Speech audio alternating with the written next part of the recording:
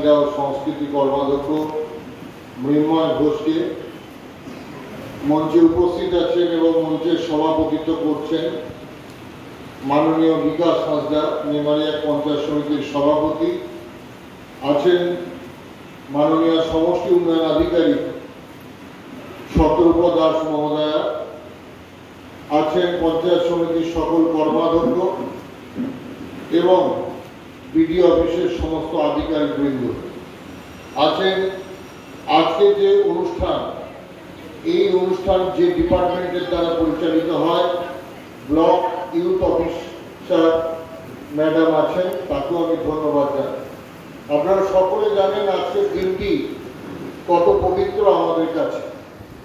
একটা সময় এই পূর্ণিমা উপলক্ষে, ঝুলন পূর্ণিমা উপলক্ষে একটা ধর্মের মানুষ মেতে উঠতেন গোটা বিশ্ব জুড়ে, এবং আমরা সকলে জানি যে সেই ধর্মের মানুষ পূজা পাঠ করতেন, বাড়িতে সত্যনারায়ণের পূজা করতেন, এবং আমরা এমনও জানি যে ভাই বোনের সম্পর্ককে নিবিড় করবার জন্য এই রাখি বন্ধন উৎসবটি দেশের বিভিন্ন জায়গাতে হতো। কিন্তু বর্তমানে এর প্রসারতা বৃদ্ধি পেয়েছে। এর প্রসারতা বৃদ্ধি পেয়েছে কবিগুরু রবীন্দ্রনাথ ঠাকুরের জন্য।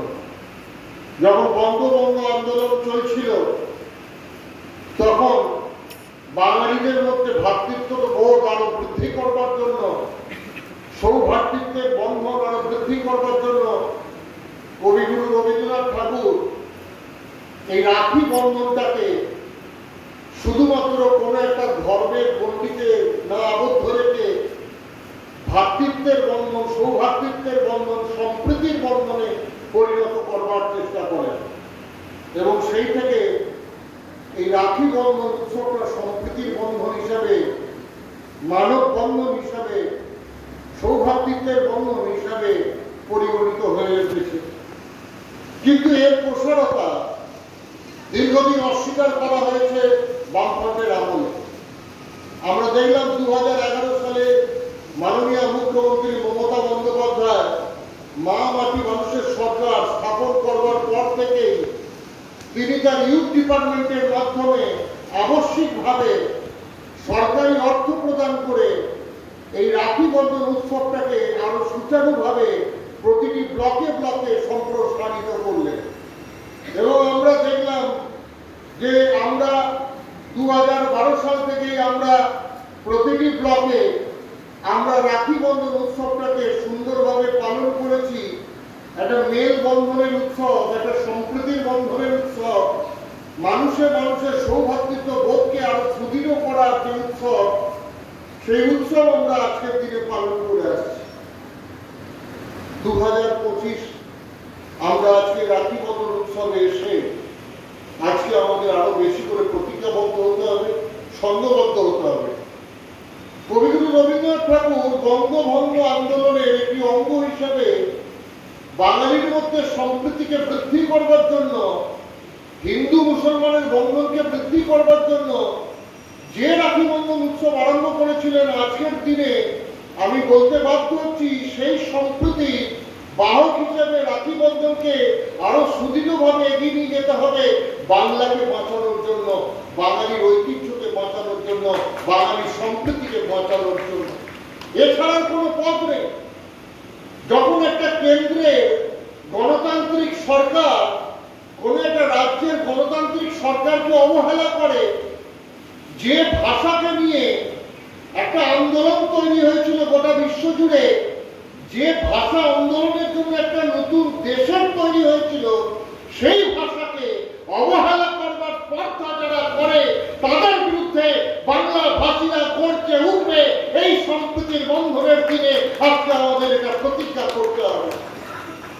যে বাংলা ভাষার জন্য আন্দোলন হয়েছিল, যে বাংলা ভাষার মর্যাদা রাখবার জন্য একটি দেশ তৈরি হয়েছিল, সেই বাংলা ভাষাকে আজকে অমর্যাদা করবার সাহস দেখাচ্ছে যে কেন্দ্র সরকার, তার বিরুদ্ধে গণতান্ত্রিক ভাবে আমাদের সকলকে সম্প্রীতিবদ্ধ হতে হবে, আমাদের সকলকে সংগঠিত হতে হবে এবং সৌভ্রাতৃত্বের বন্ধন, সম্প্রীতির বন্ধনকে রক্ষা করে বাংলা ভাষাকে রক্ষা করবার, বাংলার জাতির যে সম্মান, সেই সম্মানকে, বাংলা জাতির যে মর্যাদা, সেই মর্যাদাকে রক্ষা করবার আন্দোলন আমাদের করতে হবে। তাই আসুন আজকের এই পবিত্র দিনে আমরা এই সরকারি মঞ্চ থেকে সরকারিভাবেই আমরা প্রতিজ্ঞাবদ্ধ হই যে বাংলা আমার রন্ধ্রে, যে বাংলা আমার মন্ত্রে, যে বাংলা আমার সমস্ত কাজে, সমস্ত কিছুতে, সমস্ত চলাফেরা, ভাবনা, চিন্তা, সম্প্রীতি, সংস্কৃতি, মর্যাদা, সমৃদ্ধি সবেতে সেই বাংলা ভাষার অপমান আমরা হতে দেব না, আমরা বাঙালির অপমান হতে দেব না। আমরা সকলে মিলে বাংলা ভাষার মর্যাদা, বাঙালির মর্যাদা রক্ষা করব এবং যে গণতান্ত্রিক পদ্ধতিতে বাংলার সরকার আজকে বাংলার মানুষের দায়িত্ব নিয়ে আছেন, সেই গণতান্ত্রিক পদ্ধতিতেই যদি কেন্দ্র সরকারের যারা দায়িত্বে আছেন সেই দায়িত্ব নিয়ে থাকেন, তাহলে তারা এক গণতান্ত্রিক রাষ্ট্রের মর্যাদা রক্ষা করে তার এক রাজ্যকে, অঙ্গ রাজ্যকে যথাযথ সম্মান দেওয়ার প্রচেষ্টা করবে। এই আশা রেখে আমি আমার বক্তব্য শেষ করছি। সকলে ভালো থাকুন, সকলে সুস্থ থাকুন।